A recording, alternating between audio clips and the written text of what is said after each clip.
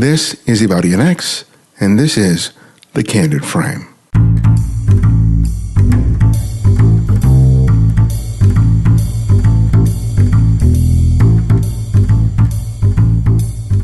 In 1938, Columbia Records' first art director, Alex Steinwise, came up with the idea of using cover art for the company's album covers. First, they used illustrations and classic paintings, but that was soon replaced with photographs. Thus began an inseparable relationship between photography and music. Beyond being a marketing tool to sell records and CDs, photography documented the history of music and its evolution in pop culture, from classical to jazz, from rock to hip-hop. Photographers like Ben Cross, also known as B+, became an important part of documenting the history of music and culture. His focus on the early years of LA hip-hop made him a chronicler of a music genre that was often associated with just the East Coast. His images captured how LA artists were using hip-hop for more than simply making people dance, but to challenge the status quo, whether it was about economic disparity or police violence. Though the Irish-born photographer loved the music and had casually documented hip-hop concerts and events, it took a little push from his mentor, Mike Davis, the author of the seminal book on LA history, Mike Davis, for Ben to finally invest himself completely in the project. Even before City of Quartz had come out, Mike had challenged me that previous summer to, stop making photographs in the San Fernando Valley that are too clever and go make photographs of hip hop. That's the thing that's, most compelling for you. Why aren't you photographing it? And I honestly thought, well, I'm sure there's plenty of people photographing it already. It's not like, it turns out that there wasn't really. There wasn't really that many people recording it in the way that a lot of sort of popular culture stuff as it emerges.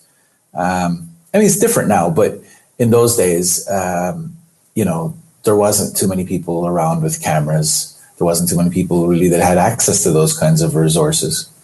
And so I started going to the good life, basically. I met the Freestyle Fellowship. I met the Watts Prophets.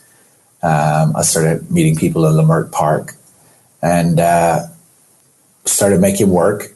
And of course, the following April, the city burns down. I just had my thesis show. And then suddenly there was all this interest. The Los Angeles riots that occurred soon after created a huge interest in Los Angeles, which now included Ben's photographs of the burgeoning music scene. It launched his career and provided him the opportunity to photograph hundreds of artists, including Mos Def, RZA, Yusef Lateef, Eazy E, Q-Tip, and Damian Marley, just to name a few. Though he eventually came to enjoy both critical and financial success, there was a time when he struggled to find satisfaction in his work. This led to a decision to shift his creative focus in order to remain true to himself. In that period, I was certainly, I think, I don't remember what year particularly it was 95, 96, but I had made more money than I had ever made in my life. But I was the least satisfied with what I was doing. Of all the years previously. And so it was definitely a decision that, I don't know, in the end, it might sound naive or whatever, but I generally, I'm not a careerist like that. I don't really make decisions based on what I think in the end, what I think the market wants. I'm really interested in a sort of larger thing. And I think it's important actually to note this, but I think if you do like the kind of work that you feel is important, and if if you're able to sustain it for long enough, the market will find its way. It does.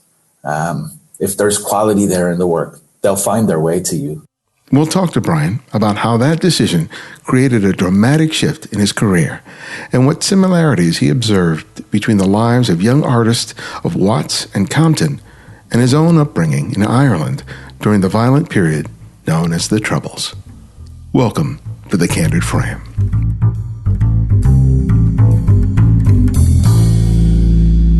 Well, first off, just let me welcome you to the show. It's a real pleasure to have you. I have to admit that I wasn't really familiar with your name associated with your work. I had seen your work, but I'd never made the connection between you and the photographs. So as I started digging deeper and deeper, I was like, oh, I know this picture. And I was like, oh, okay, so this is the guy. So I'm glad to have a chance to talk with you, because the more I researched you, the more I appreciated the work that you've done over the last couple of decades. So welcome. I'm glad to have you. Thank you very much. I'll take that as a fail on my marketing machine. But we were, just before we started recording, we were talking about this idea that when we first start off as photographers, trying to make a living as a photographer, one of the struggles is trying to figure out what the market wants and needs, and we often make the choice of trying to shape ourselves into what we think the market wants to buy. You may get your foot in the door, you may get to start a career at that point, but it's hard to sustain a lifelong career chasing the trends. And that inevitably, for anyone to have a lengthy career, at some point they have to sort of give up on that idea and be true to who they are, not as a person, as a photographer, as a business person. And I wanted to start there, about the moment where you realized that you couldn't keep chasing the dragon and you really had to make a different choice in order to satisfy both your creativity and in order to, make a choice that allowed you to really enjoy what you were doing. Yeah, I mean, I would even back it up even further. Like as an educator, I think a lot of times what you'll notice when you meet students that are at the beginning, I think it's almost like when your photos look like somebody who you admire, or you've been shown, God forbid you make something that looks like a Cartier-Bresson or whatever, or William Klein, it allows you to kind of move on. And it's kind of, there is that kind of sort of mimetic or imitatory thing that happens at first. But the market is terrible for this, really. I mean, the market kind of over-determines and reproduces itself in this way. So, yeah, sure. I got out of CalArts in 92 with the bones of what became my first book, It's Not About a Salary. And I started to realize that, I used to work at Pan Pacific Camera on La Brea, and I lost my job. You're taking me way back. Yeah, man. But over that summer, I lost my job, and so then I started to actually get gigs and start to work a little bit. And so I was looking at the people around me at that time and what the kind of work that they were doing, the people that were working, and decided if you want to work, you better do things that look like them. So the people that were working at that time was people like Mike Miller, Glenn Friedman. I mean, I guess Danny Clinch was starting at that time. That was one of my favorite of your shows. That was one of my favorite ones, or twos actually.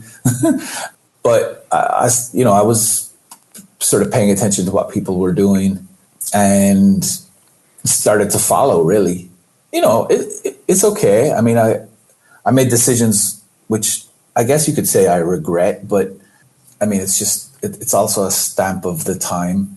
In terms of the kinds of film stocks that I was using and the lens choices I was making. I was primarily photographing hip hop at that time.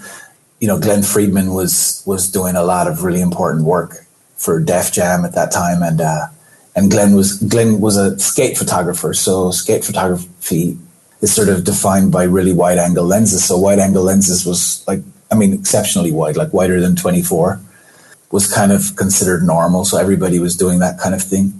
But by 95, as I started to work at Rap Pages, and I started to see a lot of different kinds of portfolios and think about things in different ways, and think about start really thinking about how I could bring the kinds of interests that I have in the medium into the gig, which is that was kind of, that's the challenge, I guess. I started to try to find ways that I could do things that made sense to me. And there, I mean, I remember that there's a moment, where I had that sort of epiphany or whatever. It's around the time that I did the cover of DJ Shadow's first album, which is called Introducing. And I remember I shot Razkaz's first record cover that week as well.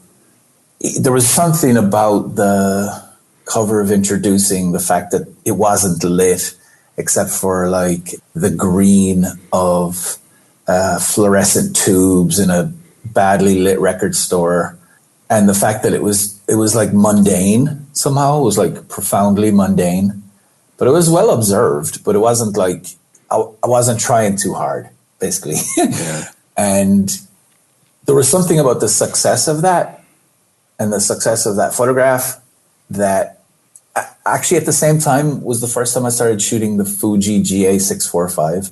I don't know if you know that camera, but it's like a point shoot medium format camera. But it was the kind of camera where I could throw it in my bag, carry it with me all the time, and I could just pull it out and get like a 645 frame. I was printing at the time as well. Myself and my partner Eric Coleman had built like a color darkroom. And there was just something about that period. It's like a 2 or 3 year period there where like I figured out a kind of way of shooting. I remember I shot a lot for Raygun at that time, and I remember the photo editor at Raygun saying to me, a portrait isn't just a face, it can be a detail. And I remember like, wow, nobody ever said that to me before. And that really was liberating. It was like, you can actually photograph whatever you like. It'll still make an interesting editorial.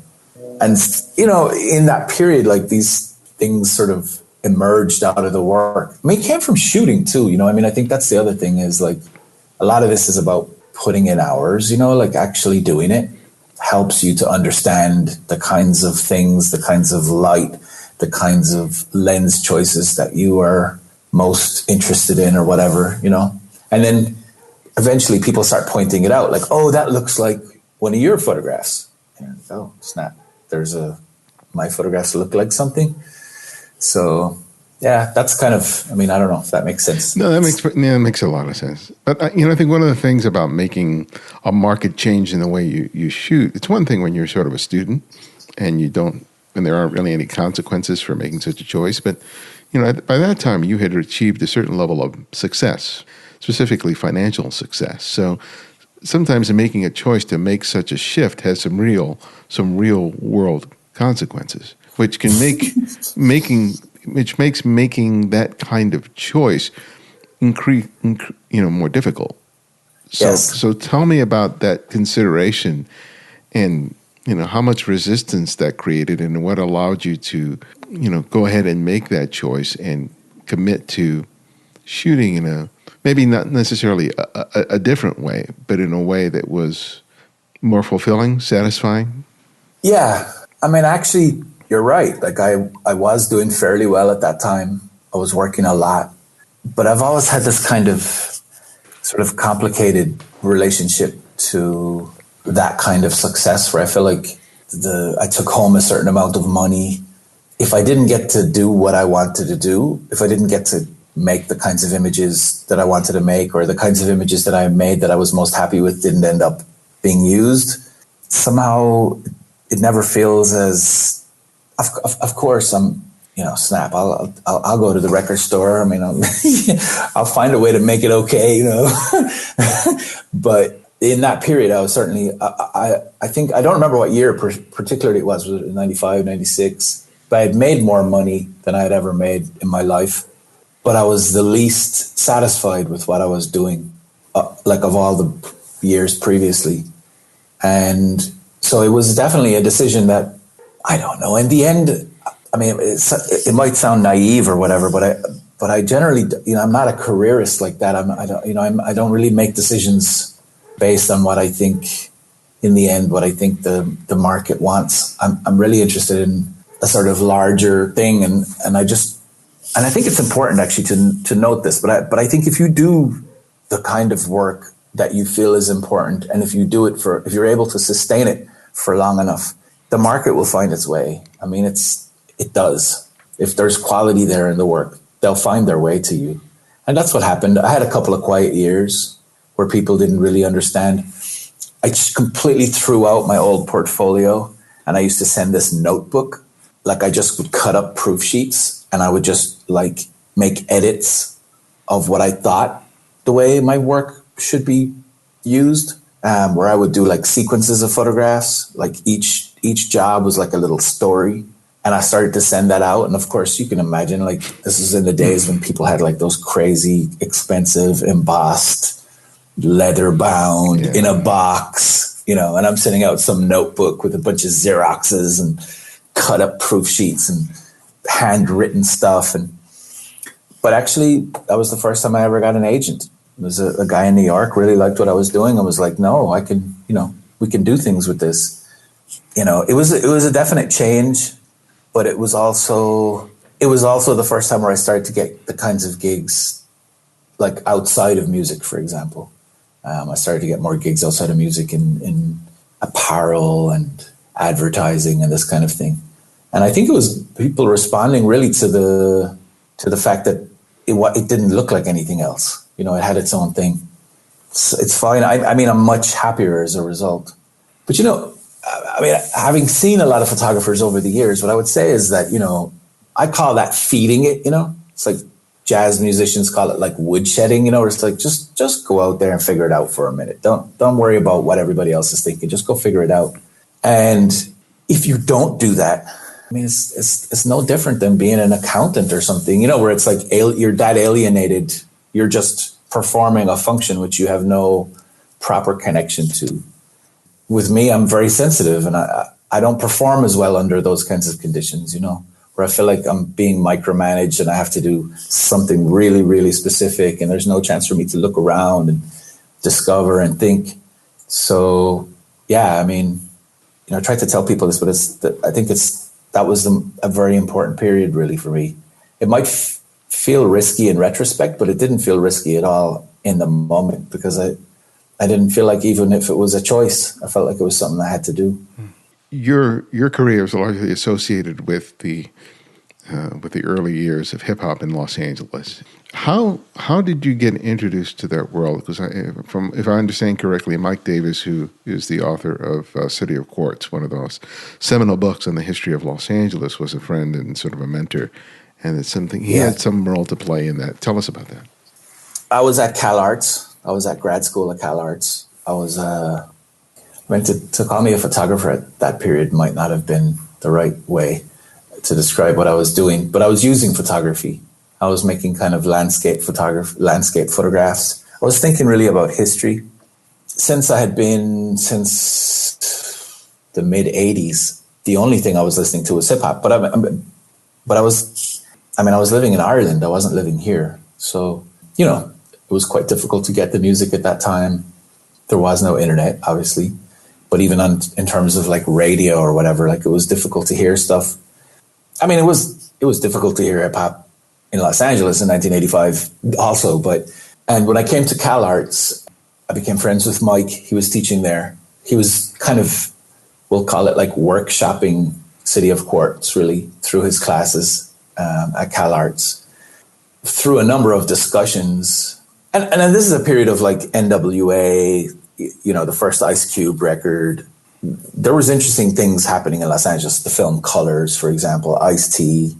Mike really didn't have the sensitivity to hear hip hop.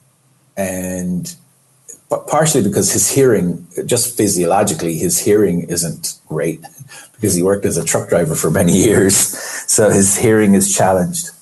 And so, you know, I don't know, I was like an advocate, I guess. You know, I was just like one of these people that I was convinced. I mean, I'd come to the United States for the first time in 1988, and I lived in the Mission District in San Francisco for like 5 months. You know, the end of the Reagan era, the Mission District in San Francisco is very different than it is now.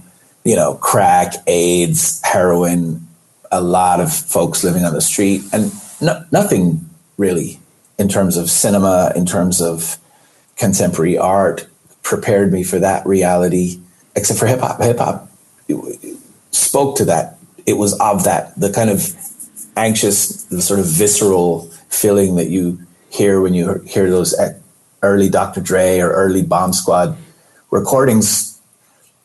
I felt like it was exactly speaking to what that experience was like. And it was a very compelling and scary sometimes experience. But as opposed to saving money for my final year in undergrad school, I came back with a suitcase of hip hop records. And, that was it. It's the beginning of the, what becomes, the Jungle Brothers, De La Soul, Tribe Called Quest is also coming out at that moment. But anyway, Mike wasn't really sensitive to that stuff. And when City of Quartz came out, obviously it's in the period, the book comes out in November, and then the following April, the city is burnt to the ground, basically. There's a rebellion in the city in the aftermath of the Rodney King verdicts. People just have had it, with good reason. And another one of those fantastical moments that you have here, the kind of sunshine and palm trees reality gets eclipsed for a moment. Mm-hmm. But I was already working on It's Not About a Salary. Like Mike, even before City of Quartz had come out, Mike had challenged me that previous summer to, stop making photographs in the San Fernando Valley that are too clever and go make photographs of hip hop. That's the thing that's, most compelling for you. Why aren't you photographing it? I honestly thought, well, I'm sure there's plenty of people photographing it already. It's not like, well, it turns out that there wasn't really. There wasn't really that many people recording it in the way that a lot of sort of popular culture stuff as it emerges. It's different now, but in those days, there wasn't too many people around with cameras. There wasn't too many people really that had access to those kinds of resources. And so I started going to the good life, basically. I met the Freestyle Fellowship. I met the Watts Prophets. I started meeting people in Limerick Park and started making work. And, of course, the following April, the city burns down. I just had my thesis show. And then suddenly there was all this interest. And Mike, actually, we had talked about doing a book for Verso prior to the riots, but obviously after the riots, suddenly there was, everybody wanted to know about LA. LA was suddenly this compelling story and was the kind of future city potentially in a dystopian way that everybody had been thinking all along. So after that, I got out of grad school, I lost my job, and I just decided that I would just try to finish the book and make myself available, really. That was the first idea, was that my practice should be an integrated practice, which is that it needed to make sense of the community I was working in. So I basically made myself available. Anybody who had a demo, who took it seriously, I would make photos for them if they wanted. I wouldn't charge. But what was your fascination with the music? Because you were already invested in the music even before you began photographing it. What fascinated you about it? I've always been sensitive to music. I guess that's kind of a silly thing to say, but from when I was as young as I can remember, like I was that kid that was always hanging out of the radio, always knew the name of the new pop thing or whatever. Punk rock obviously was a huge kind of cultural phenomenon in my world in Ireland at the end of the 70s. It's from like 1976 on. And, hip hop was the logical heir in my world there, to that, even though it's not really what hip hop is, something entirely different. I think it has an entirely different relationship to history. It has an entirely different relationship to the future, but music always drove me. I just never thought that, but I was always a visual person, and I never thought that those two worlds would come together or whatever. So, in the same way as a lot of my politics was informed by listening to music from 1976 to like 1981 or 82. After 1982, a lot of my politics, the first time I ever heard Malcolm X was on a hip hop record with the beat behind him. I didn't know who he was.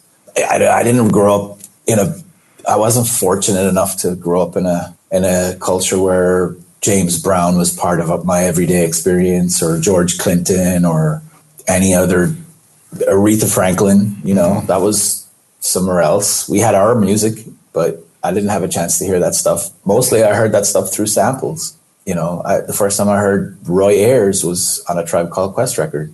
The first time I ever heard James Brown. No, I heard James Brown on his own, but like Lynn Collins, for example, was on a Rob Bass and DJ Eazy Rock record. I didn't even know it was a sample. I thought they were making the music. and then I heard the Lynn Collins thing and I'm like, what? So, and for me, so I understood it in a different way, I guess. But it seemed completely compelling and completely present. It didn't feel like something that was ending. Punk rock felt like something that was ending. Yeah. Whereas hip hop didn't. It felt like something that was emerging. I mean, I was in art school when Basquiat was still alive. I remember the debates around whether it was a bad move, going into the galleries the way he did. And, like it was part of our everyday experience. I didn't see Wild Style until later, or Style Wars. But, we tried to follow it, and I was like an advocate. I honestly feel like, though, that part of what's exhilarating or exciting about the early moments of hip hop is that it's a challenge to its audience to actually. It's not simply enough to just listen and consume. The challenge is to actually contribute. Yeah, and that's something that goes back to like black arts, and that's a long tradition. So yeah, I was caught up from very, very quickly. So one of the things that's sort of interesting about your story is that you grew up in Ireland during the time of what's called the Troubles, where there was this large political, ethno-cultural conflict between the people of Ireland, primarily Northern Ireland, and the UK government. And as a result, there were sort of perpetual tensions and moments of extreme violence. And I'm wondering how growing up during those times and the whole dynamic that it would create amongst people in the community, how did that sort of give you a perspective into what was happening in South LA, Watts, Compton, in terms of those things that probably had some sort of similarities to what you had grown up with back in Ireland? Yeah, I mean, this is it really, right? This is the core of it. I'll tell you a story, okay? The first week I was at CalArts, So I grew up in Ireland you've described it pretty well. It was the height of the Troubles, really, the 80s. 1981 is the hunger strikes, where 12 men sort of basically starved themselves to death in a prison against their treatment by the British government. And it was really, it felt like everything got notched up as far as the level of violence, the level of kind of polarization or whatever.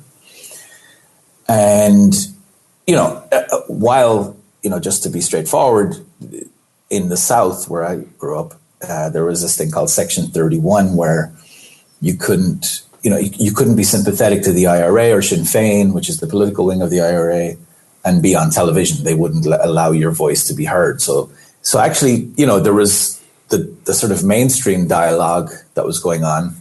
And then there were these voices that you couldn't hear. And so there was this, but we also knew, of course, that this had all started with this thing called the civil rights movement in the North. And we knew that civil rights in the North had some relationship. We weren't quite sure, but had some relationship to what had happened in the United States in the 60s, which of course it did.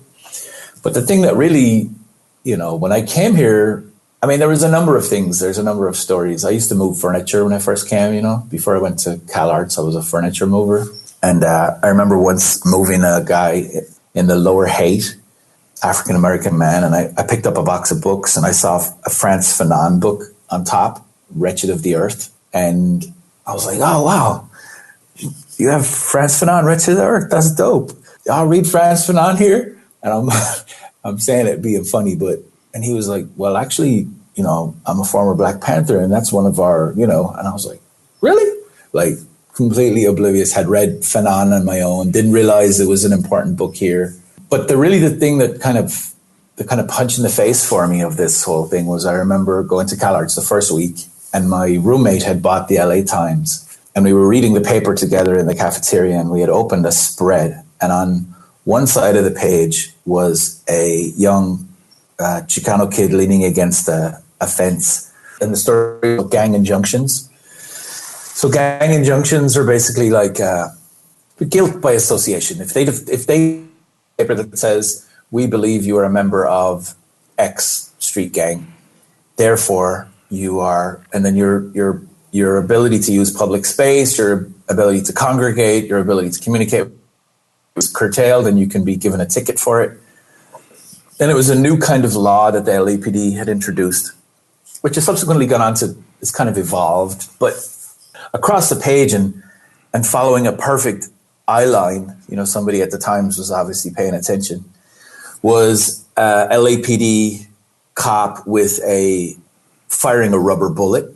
And it was saying that the LAPD had just bought guns that fired, what they call them is non-lethal, I forget what the word is, but basically they're pieces of hard plastic or rubber that are fired out of a gun that supposedly won't kill you, but it's what the British Army had used in the north, and which I had protested against in Dublin, because the British Army would fire them point blank, and if you fired it at an elderly or at a child, like they had blinded kids with them, and they weren't, the notion was it's a baton round is what they would call it, but the idea of a baton round is that it's the equivalent of hitting you with a baton, but it's from like 30 feet or 40 feet. But the idea is that for it to work, you have to bounce it off the ground. Like you can't just fire it direct. And the British Army were firing them direct, like, a few feet away. And to me, it was kind of like all the sort of lessons of sort of solidarity politics, which, some of the strongest protests against apartheid in South Africa, for example, happened in Ireland. There was a supermarket chain called Dunn's where the workers refused to handle South African goods and basically shut down this supermarket chain for a while. Anyways, it seemed very clear to me from the beginning, if the LAPD can be in contact with the RUC in Northern Ireland to buy baton rounds and understand what's the best way to deal with a bunch of irate protesters, like I thought, like, well, then why aren't the kids these things are going to be used against talking to the kids in Northern Ireland to find out the best way to get around it? And they're not. But then that's what hip hop does somehow. In some weird, indirect, crazy universe, hip hop does fulfill some of that function. It has operated as a kind of covert, other kind of code for understanding social conditions or means of resistance or whatever.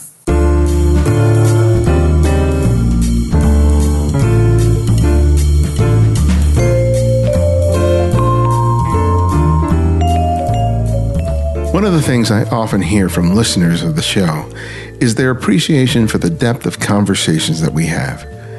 It's really gratifying to hear that the amount of research that I put into each interview is appreciated.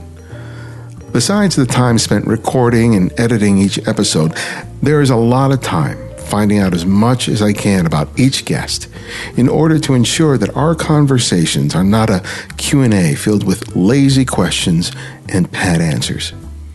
But all that takes time, which is why I'm asking you to support the show by becoming one of 100 new Patreon supporters. By contributing $5 or more a month, you free me to not have to dedicate time to writing a magazine article, which is how I've made my living for these many years. Every 100 supporters that I get, that's one less article that I have to write or consultation that I have to do. Each time you hear a show where the guest responds to one of my queries by saying, "That's a good question," is because I had the time to dig deep. So even if the photographer has been interviewed dozens or even hundreds of times before, I work to provide you with a conversation that you wouldn't hear anywhere else.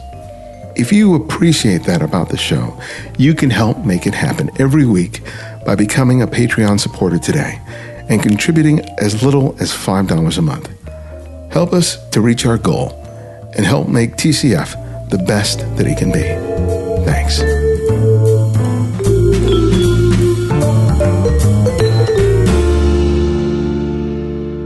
What's interesting about your photographs is that they're rooted in a reality of the culture, the lives, and the communities that these artists come from. And oftentimes with certain images of hip hop have been related to opulence. They go and film in some West Side mansion that they've rented. They rent a Lamborghini. They get all the girls wearing barely anything, creating this sort of myth of success and wealth that has no reflection in the day-to-day lives of the people who created the music. But yours is completely antithetical to that, which I really love and appreciate. And I want you to talk a little about the image of hip-hop, especially with the choices you made in terms of how you chose to photograph these artists then and now.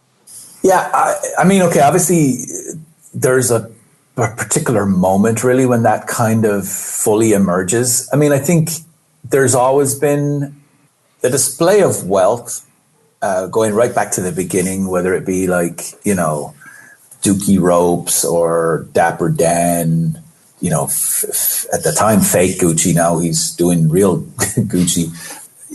There's always been this kind of interrogation or interesting kind of relationship with wealth and opulence that has existed. But I think that, it was always something.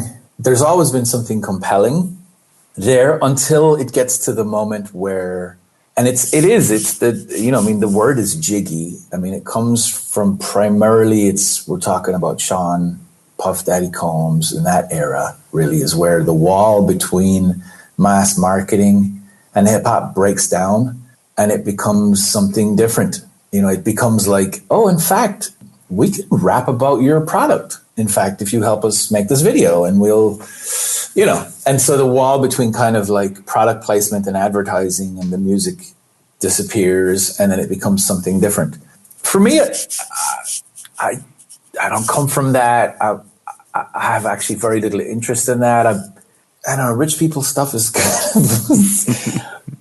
it's not something that I've ever really aspired to or whatever. I'm not that interested in what old ladies in Europe wear, actually. I'm European, yes. Elderly, rich people in Paris, what they wear or what kind of handbags they have is not that interesting to me. And yeah, I mean, I guess like anybody else, I can appreciate quality, but brands and brand culture and branding culture to me is not that interesting. I mean, I've done my share of advertising campaigns for sure. I'll take the check, but it's not really at the center of what I do or what I think about. At the same time, I think, there's a cliche of going the other way too, where it's like you live in a perfectly okay neighborhood and then we're going to a house that's burnt down to make your photographs, and it can be, you can go the wrong way the other way too. But for me, I tried to, in that period in around 97, I kind of had some realizations about I think commercial photography in that period was very overproduced. It was the period of the kind of what they called like the overdose fashion spreads, where everyone looked like they had just been strung out on heroin and hadn't had a good meal in a month, and everything was kind of looked deathly, it was that period where everybody looked too pale and kind of deathly. And I remember reading about Lars Van Trier's and the Dogma group, and they had these kind of, they call them the commandments of like, if you wanted to make a film for Dogma, you had to like follow these rules. And the rules were like, like there couldn't be non-diegetic sound. There had the lights that were lighting the shot had to be lights that were practicals, like they had to be within the frame or whatever, you had to understand. And for me, I kind of thought like, well, we could have rules too. Like, and around that period is where I started Mochilla. I mean, that was in the end, we ended up with one rule, which is if the equipment fits in the backpack, we'll shoot it. So the light, you get into this kind of thinking like, you know what? The light that's there is actually the perfect light. You don't need to bring in HDMIs and pro photos and 5 packs and 20 heads and whatever's there. Actually, if you can photograph it, that's what's supposed to be there. That's the most beautiful light. It's up to you. You can make a beautiful photograph of it, just find a way to do it. And it was very liberating, actually. And magnificently enough, I was able to sustain a career without having to. I was never the right guy to photograph that stuff then. I wasn't the shopping guy. I wasn't the photographer you could call and I would go off and find the right jeweler who would have the perfect piece made for you, or I knew where to get the right watches, or I didn't have some hookup with mansions on the west side, or the right car rental company so you could, you know, like that was always somebody else. So, you know, it's fine. I mean, like I say, like if you do something well, there's a place for you. You know, there's a place in this for you. I would say the other thing is that I like in that period was like, that was the first time I went to Cuba also in that period. And it was the first time where I started to think about like hip hop as not just a necessarily at that moment national kind of cultural phenomenon or cultural language or set of tools, but as something that at that moment particularly was having a kind of extraordinary growth in the diaspora at large. So places like, you know, Brazil, Cuba, like the Caribbean part of England, the Caribbean itself, obviously, as the kind of root of it. And so I started to think of, you know, as somebody from overseas already, I was already starting to be like, wow, you know, there's kind of interesting hip hop starting to happen in Mexico. What's that about, you know? And start to think about like what a map might look like, really, you know, if you were to start thinking about it. So I didn't, you know, I mean, if you look at Ghost Notes, there's a lot of key figures that are missing, I guess you could say. It's not that kind of a thing. Yeah, because you know? Ghost Notes, even though there is a good number of images of hip hop artists in there, you really sort of blend an awareness of what music means to different people in different cultures. Mm-hmm. And that's really sort of fascinating. It's not just a retrospective of, you know, portraits. You know, it really is sort of an exploration, a personal exploration of what music means to people beyond the marketing, beyond, you know, all the hype that we're inundated with all the time. But tell us about Ghost Notes. What does that mean? Ghost Notes is a term used by drummers to describe, it's really the way your body interacts with the drum kit, but not in the intentioned way. In other words, you intend to hit the snare and there to be a sound. But in between doing that and doing something else, maybe the stick, just because of the way your body moves, touches the snare another time, or your foot, when you hit the kick, rattles it, or it's all those extra little ghosts that exist in the rhythm. And it describes two things for me. One is that it's the ghost of all the other players, basically. A drum kit is a piece of automation. You know what I mean? Prior to really the 20s, the beginning of the jazz era, is when the drum kits, I mean, there's drum kits in the 19th century, but it really gets kind of figured out in the early 20th century.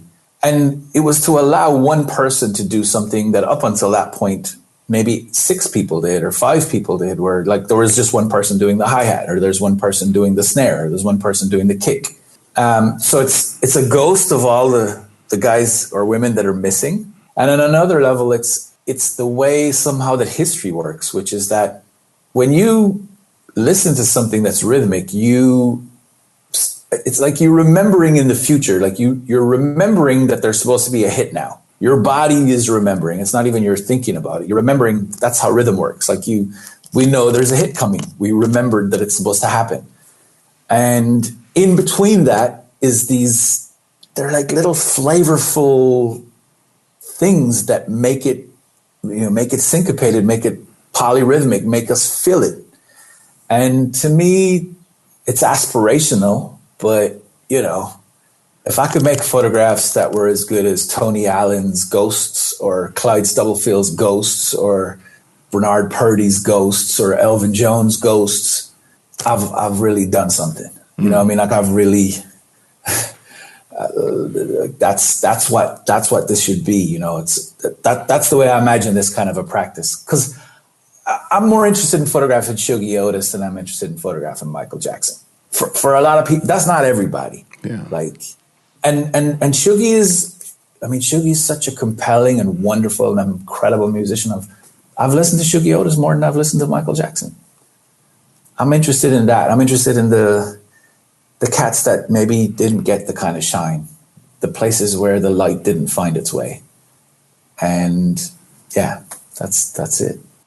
You know, you were sort of jacked into a whole community before it exploded in terms of awareness of popular culture. And so you're hanging out with all these people who are always sort of turning you on to, you know, these voices that few people know about except within a really small circle. You know, but now you're a successful photographer, you're working with a lot of big labels, a lot of big performers, and there's a lot of stuff that's always happening beneath the surface that, you know, it's not as easily accessible, not just because you're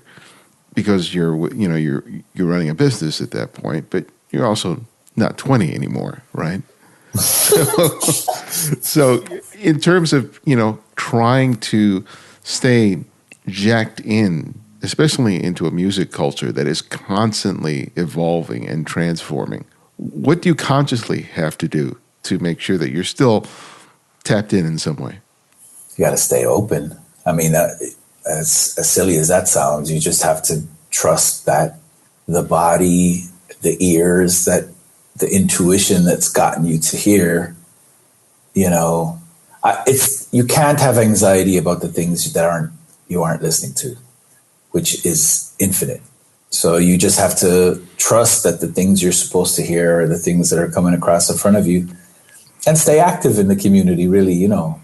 When you find things and you think of people, I'm not a good gift giver, you know, but if I find something that I think, hey, you know, I think he'd appreciate that, I'm the type of person that'll, yeah, bing, there's the link.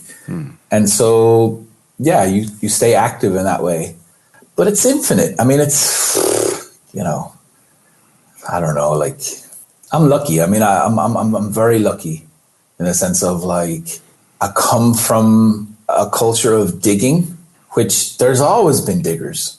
You know, how did all these English kids figure out about the blues? Because they were digging records. I mean, you know, there's this great documentary called Blues Britannica, and there's this Keith Richards telling this story about taking 3 buses from one side of London to the other to go to this guy's house, to knock on the door, to ask the guy if he really had this 78. And the guy to tell him he does, and invite him in and have a cup of tea, and then to listen to it, to get back and take 3 buses to go home. Because it was that important. You know, I mean, I come from that era, like, where it's like, yeah, I've driven 12 hours to buy a record, you know, not because I was doing some kind of speculative thing where I was trying to flip it on eBay or some, you know, just so I could hear it. And so, you know, the kind of skills and sensitivity that you build up from years of doing that kind of thing and thinking about those kinds of things allows you to, yeah. I mean, the other thing is that after a while, like, you create the culture too, you know. I mean, I feel like, I mean, Timeless is about that. Keeping Time is about that. Brazilian Time is about that. Mochila to some degree is about that, which is that, like, we're fortunate enough to have moved into a position to where we're not just documenting it, but we create it to some degree too. You know, like, we're, you know, we've made contributions to this now. So I think about a couple of months ago, I interviewed Guy Webster, who is one of the legendary photographers of music from the 50s, 60s, 70s. Yep. And, you know, that whole idea of experiencing music by the images, you know, the record covers, was such a big part of listening to music for me. And, you know, your images, you know, not only have graced the covers of various albums, but, you know, have been really associated with the images of these artists, but also in terms of the history of that, you know, of that period. In retrospect, how does that color the way that you look at your own work? I mean, that's very flattering, obviously, but I mean, a big part of the way that Ghost Notes is sequenced, for example, it's meant to leave you feeling the same way as what it's like to look through a well-curated crate of records, you know, where it's like, you're like, oh, okay, this is serious, you know, this is somebody who's, And so it's the same for me, you know. I mean, a big part of digging is that, you know, like you have to work your way through like copious amounts of shitty records that you could care less about to find the record that is the one that you didn't realize you needed, but at the price you definitely didn't need it. But yeah, it's nice. I mean, you know, there's something very gratifying about having done a record for Blue Note, for example, as somebody, a long-term, and obviously Blue Note is a very obvious one, label, you know, to be able to say that, for me to be able to say that, yeah, I've done record covers for Blue Note. And then when Blue Note did their like 50th anniversary or 75-year anniversary book, you know, to have a few pages of my images in there was kind of like, yeah, I mean, I don't spend that much time thinking about this kind of stuff, to be honest, but it's nice, you know. I mean, I wish I could, you know, attenuate that feeling and carry it with me every day. But it is a pleasured life, really. I mean, to appreciate something for that many years and to end up being able to do it is a spectacular. Yeah, it's fantastic. It's a great thing. Well, my last question that I ask each guest is I ask them to recommend another photographer for our listeners to discover and explore, and it can be anyone, someone you've long admired or someone you've recently discovered. So who would that one photographer be and why? I mean, there's about 5 names came to mind almost straight away. But somebody that I think if you haven't had a conversation with him, and for me, he's one of the greatest living American photographers, and he's somebody I'd be absolutely delighted to introduce you to or whatever, is Jamel Shabazz. Oh, yeah, I know Jamel, yeah. Yeah, I think Jamel is one of the greatest living photographers.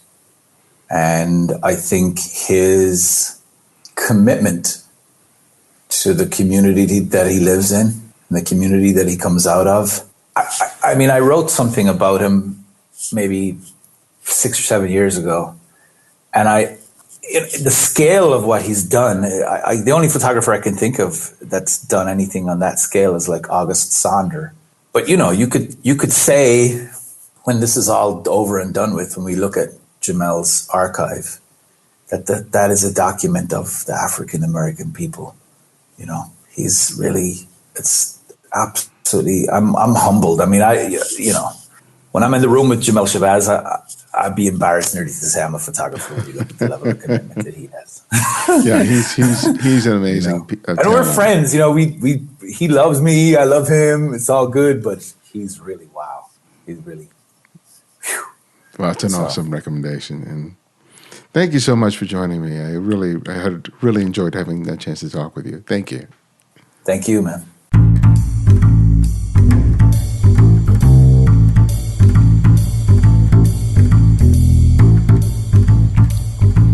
Thanks to Brian for spending time with us.